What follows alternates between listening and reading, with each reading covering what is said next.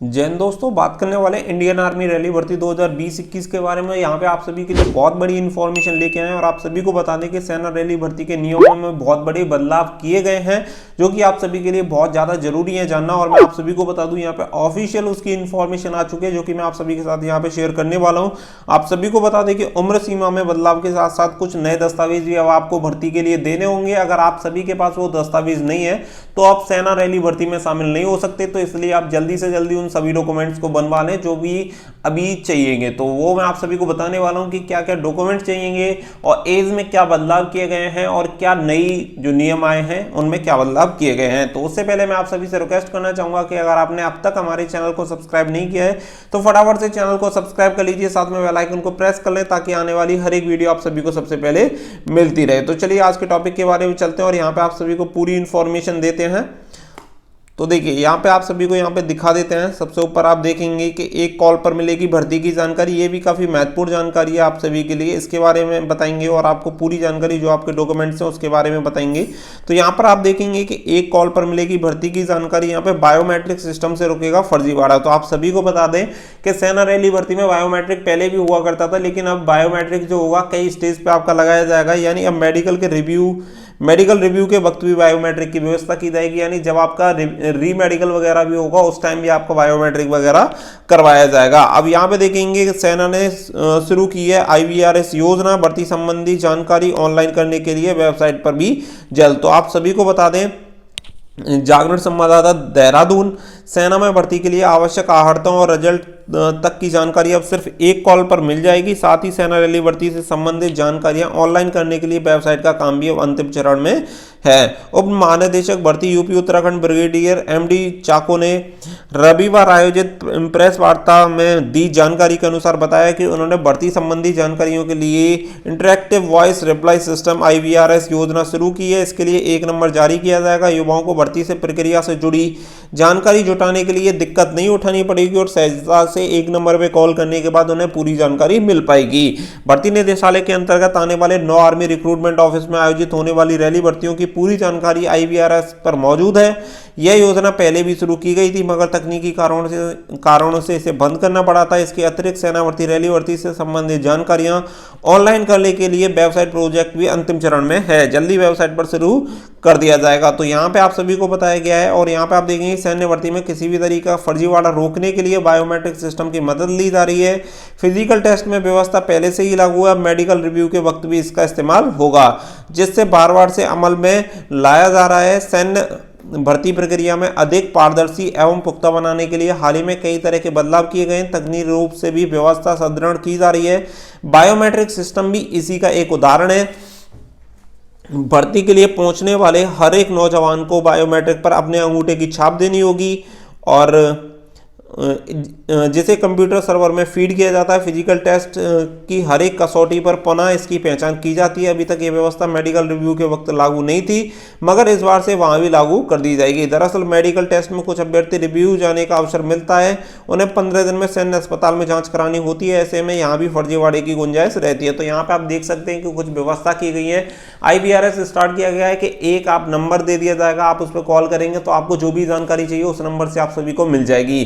तो ये भी बहुत बड़ी जानकारी। और जब आपका रीमेडिकल होगा, रीमेडिकल अगर आपको कोई पॉइंट वगैरह दिया जाता है मेडिकल में, तो वहां पे भी आपको फिंगरप्रिंट देना होगा, तभी जाके आपका रीमेडिकल होगा। चलिए आगे कुछ एक और जरूरी इंफॉर्मेशन यहाँ पे देख लेते हैं। दूसरी इंफॉर्मेशन आप सभी के लिए है, सेना भर्ती के लिए आधार कार्ड और पैन कार्ड जरूरी। तो देखिए आप सभी को बता दें कि पहले ऑप्शनल हुआ करता था आधार कार्ड भी, कि अगर आप लगाना चाहें तो आप लगा सकते हैं, लेकिन अभी यहाँ पे कंपलसरी कर दिया गया है कि आपके पास आधार कार्ड होना जरूरी है। और आधार कार्ड के साथ साथ आप सभी को बता दें कि पैन कार्ड होना भी जरूरी है।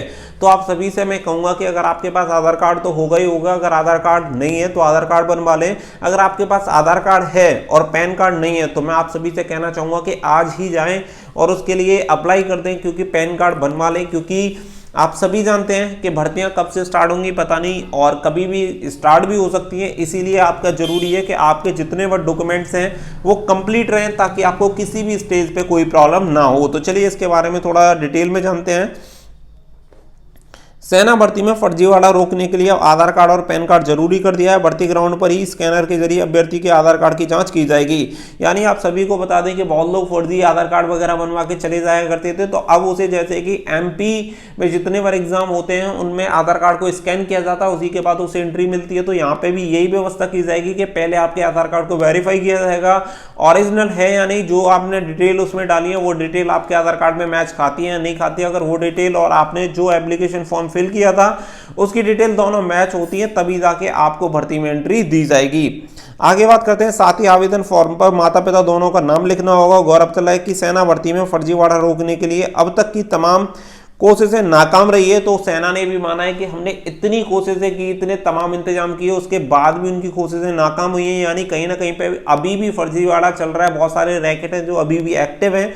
इसी वजह से जो भर्ती है, भर्ती को पारदर्शी बनाने के लिए ये सेना की तरफ से एक बहुत बड़ा कदम उठाया जा रहा है, जिससे आधार कार्ड और पैन कार्ड दोनों को लेके उसकी पूरी डिटेल को चेक किया जा सकेगा।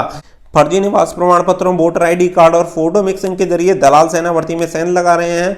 इसे रोकने के लिए भर्ती प्रक्रिया में बदलाव किया गया है। माना जा रहा है कि आधार कार्ड में व्यक्ति की पूरी जानकारी होती है, उसमें फिंगरप्रिंट से लेकर फोटो मिलान आसानी से किया जा सकता है। फर्जीवाड़ा रोकने के लिए भर्ती में दौड़ और शारीरिक परीक्षण से पहले सेना प्रवेश परीक्षा कराने की भी तैयारी कर रही है। भर्ती बोर्ड का कहना है कि आवेदन पत्र पर 2 माह से ज्यादा पुराना और धुंधले फोटो स्वीकार नहीं किए जाएंगे। तो आप सभी को बता दें कि बहुत बड़े बदलाव अभी आपको भविष्य में और भी देखने को मिलेंगे, कि जैसे अब आपका फिजिकल से पहले आपका रिटन एग्जाम कंडक्ट कराया जाएगा, और जब आपका रिटन एग्जाम होगा तो आपके आधार कार्ड और पैन कार्ड से पूरी डिटेल फैच करने के बाद जब आपकी डिटेल मैच हो जाएगी तभी आप एग्जाम दे पाएंगे। और ये व्यवस्था बहुत जल्दी लागू होने वाली है। और आप एप्लीकेशन फॉर्म पे 2 माह से पुराना यानी 2 महीने से पुराना अगर फोटो लगाते हैं तो वो एक्सेप्ट नहीं किया जाएगा। अगर कोई धुंधला फोटो लगाते हैं वो भी एक्सेप्ट नहीं किया जाएगा और आपके फॉर्म को रिजेक्ट कर दिया जाएगा। तो ये बड़ी जानकारी निकल के आ रही है। तो देखिए, इसे हल्के में मत लेना, क्योंकि अगर आप सेना रैली भर्ती की तैयारी कर रहे हैं, इंडियन आर्मी रैली भर्ती की तैयारी कर रहे हैं, तो फटाफट से पैन कार्ड बनवा लें, ये आपके लिए बहुत ही ज्यादा रिक्विजिट है।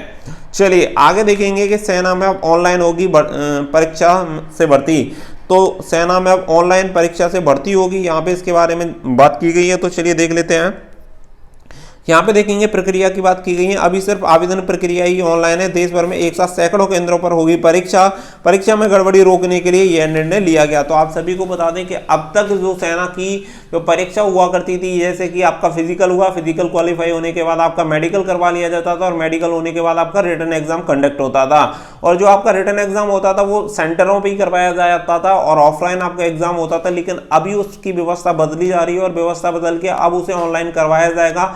साथ ही में जैसा कि मैंने आप सभी को ऊपर बताया कि आने वाले समय में, थोड़े ही समय में, आपके फिजिकल से पहले रिटन एग्जाम की व्यवस्था कर दी जाएगी। यानी व्यवस्थाएं बहुत ही चेंज होने वाली हैं। इंडियन आर्मी रैली भर्ती वास्तव में एक अलग ही रूप आपको देखने को मिलेगा। तो इसके लिए आपको पहले से प्रिपेयर भी होना पड़ेगा। सेना ने भर्ती के लिए होने वाली प्रवेश परीक्षा को ऑनलाइन कराने का फैसला लिया है। इसके लिए जरूरी तैयारियां की जा रही हैं। करीब 70,000 प्रश्नों का डाटा बैंक सेना तैयार कर रही है, जिनमें से कोई भी प्रश्न ऑनलाइन परीक्षा में पूछा जा सकता है। गड़बड़ियों से बचने का कदम, तो सेना के सूत्रों के अनुसार ऑनलाइन परीक्षा कराने का निर्णय लिया गया है। यह कदम बार बार प्रश्न पत्र लीक होने और परीक्षा में होने वाले अन्य गड़बड़ियों से निपटने के मद्देनजर उठाया गया है। सेना अगले कुछ दिनों में ऑनलाइन परीक्षा कराने वाली एजेंसियों से इसके लिए प्रस्ताव मांगने जा रही है।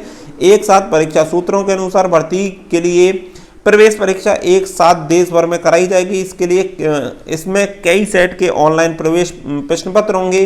प्रश्न समान ज्ञान एवं सेना से जुड़ी जानकारियों पर आधारित होंगे। ऑनलाइन परीक्षा में शुरू होने से साल में 1 या 2 बार एक साथ देश में सैकड़ों केंद्रों पर परीक्षा कराया जाना संभव हो सकेगा। इससे सेना को काफ़ी सहूलियत होगी। सेना में करीब 6 से 7 हज़ार जवानों की भर्ती होती है, लेकिन आने वाले समय में ये संख्या बढ़ेगी, क्योंकि सेवानिवृत्त होने वाले जवानों की संख्या बढ़ रही है। तो यहाँ पे ये अच्छी खबर भी आप सभी के लिए निकल के आ रही है कि अभी जो भर्ती होती थी वो 6 से 7 हज़ार की होती थी लगभग देश में पूरे साल में, लेकिन अभी इनकी संख्या बढ़ जाएगी, क्योंकि सेवानिवृत्त होने वाले कर्मचारियों की संख्या अभी बढ़ रही है। तो इसीलिए वैकेंसी की संख्या बढ़ेगी। तो आने वाले समय में ये आप सभी के लिए एक अच्छे संकेत है कि बहुत बड़ी भर्ती होने वाली है, जिसके लिए आप सभी को अभी से प्रिपेयर रहना चाहिए, तैयार रहना चाहिए, ताकि आने वाले समय में जब भी भर्ती आए आप उसका ज़्यादा से ज़्यादा बेनिफिट उठा पाएँ।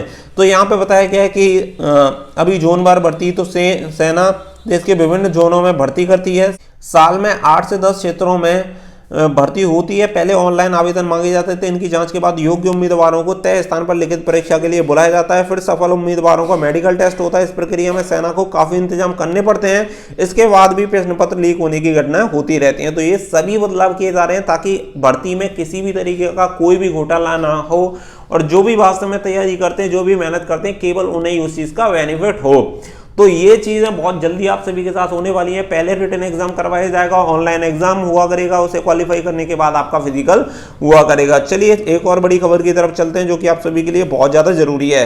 तो सेना में अब तक अक्टूबर से होगी, अब 1 अक्टूबर से होगी उम्र की गणना। ट्रेडमैन भर्ती के लिए खत्म किया एप्टीट्यूड टेस्ट। तो यहाँ पे बहुत बड़ी खबर आप सभी के लिए निकल के आ रही है कि अब आपकी एज में भी यहाँ पे बदलाव किया गया है, जिससे कि काफी लोगों को फायदा होगा और काफी लोगों को नुकसान होगा, वो भी मैं आप सभी को बताने वाला हूँ। तो यहाँ पे आप सभी को बता दें कि सेना भर्ती में उम्र का जो मानक है वो उसे बदल दिया गया है। आप सभी को बता दें कि जब आपकी सेना रैली भर्ती लास्ट टाइम कराई जाती थी तो होता था कि जिस दिन आपकी सेना रैली भर्ती होगी उसी दिन से आपकी एज काउंट की जाती थी, यानी 17.5 साल कम से कम होनी चाहिए और मैक्सिमम 21 साल तो आप उस दिन भर्ती देख सकते हैं। लेकिन अभी यहाँ पे बहुत बड़ा बदलाव किया गया है। बदलाव मैं आप सभी को बता देता हूँ कि मान के चलिए अभी आपकी कोई भी वैकेंसी फरवरी में आती है, फरवरी में वैकेंसी आती है, लेकिन आपकी जो एज काउंट की जाएगी वो की जाएगी अब 1 अक्टूबर से।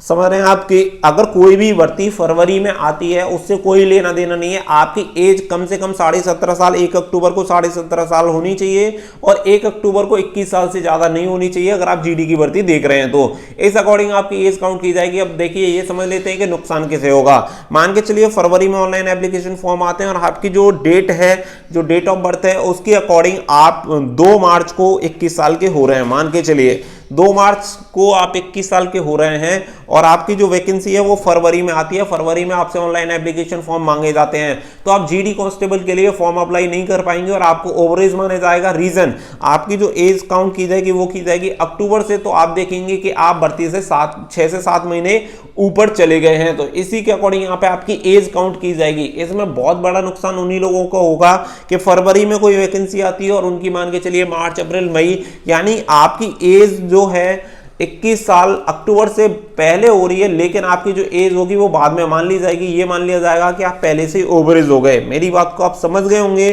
कि फरवरी में वैकेंसी आई, आपकी एज पूरी 21 जो होगी वो मान के चलिए कि होती है मार्च में, लेकिन आपकी मान ली जाएगी कि अभी आपकी एज कंप्लीट हो गई, क्योंकि अक्टूबर से ही आपकी एज काउंट की जाएगी। अब ऐसे में उन लोगों को बेनिफिट हो सकता है, जैसे कि मान के चलिए वैकेंसी आती है फरवरी में, कुछ लोगों की एज हो रही है अक्टूबर में जाके उनकी एज होनी है, लेकिन जैसे कि मान लेते हैं या अगली फरवरी में हो रही, बाद में हो रही है या पहले हो रही है, तो उसमें थोड़ा सा डिफरेंस होगा। डिफरेंस ये होगा कि उनकी एज जो होगी उन्हें बेनिफिट मिल जाएगा, क्योंकि अक्टूबर से पहले से ही उनकी काउंट कर ली जाएगी। मान के चलिए कोई भी वैकेंसी 6 महीने पहले आती है, अक्टूबर से 6 महीने पहले आती है और आपकी एज अभी 6 महीने कम है, तो आपकी एज पूरी हो जाएगी, यानी 17.5 साल आपको मान लिया जाएगा, क्योंकि आपकी एज काउंट की जाएगी अक्टूबर में। यानी मान के चलता हूं कि आपकी भर्ती तो होनी है 6 महीने पहले अक्टूबर से और आपकी एज होगी अक्टूबर में कंप्लीट, तो आपकी एज को पूरा माना जाएगा, क्योंकि आपकी जो एज काउंट की जाएगी वो की जाएगी अक्टूबर में। तो उम्मीद करता हूं कि ये चीज़ आप लोग समझ गए होंगे और जितनी बार जानकारियां आप सभी को बताई हैं आप सभी को एकदम यूजफुल होंगी, और उम्मीद करता हूं कि सभी लोग इस जानकारी को ज़्यादा से ज़्यादा शेयर करेंगे ताकि सभी लोग इस चीज़ का बेनिफिट उठा पाएं। तो वीडियो को ज़्यादा से ज़्यादा शेयर करें, जितनी बार चीज़ें मैंने आप सभी को बताई हैं उन चीज़ों को ज़्यादा से ज़्यादा फॉलो करें। तो दोस्तों फिलहाल के लिए बस इतना ही, मिलते हैं अगली वीडियो में। तो थैंक यू फॉर वॉचिंग। जय हिंद, जय भारत।